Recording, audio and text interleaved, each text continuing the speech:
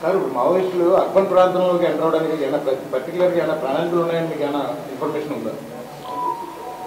Maoist strategy ఇదే ఉంటున్నాయి. వాళ్ళు ఎప్పుడైనా అండర్ గ్రౌండ్ రావాలి ఖచ్చితంగా వాళ్ళ మొబిలైజేషన్ కోసం, వాళ్ళకి ఐడియాలజీ ప్రకారంగా ఇండక్షన్ కోసం, రిక్రూట్మెంట్ కోసం వాళ్ళు సిటీస్లో కానీ టౌన్స్లో వచ్చేస్తున్నాయి. ఎప్పుడైనా మావోయిస్ట్ వాళ్ళు ఒక రెస్టింగ్ పీరియడ్లో రావడం లేదా.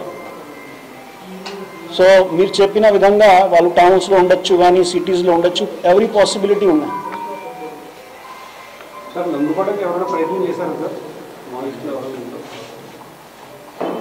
ఈ మన ఇంటెలిజెన్స్ ప్రకారంగా అండ్ ఇన్ కంటిన్యూస్ ఆపరేషన్స్లో ఈ ప్రాంతంలో they have come determine to cause, especially ఈ మారేడుమల్లి ఫారెస్ట్ ఏరియాని సెలెక్ట్ చేయడం.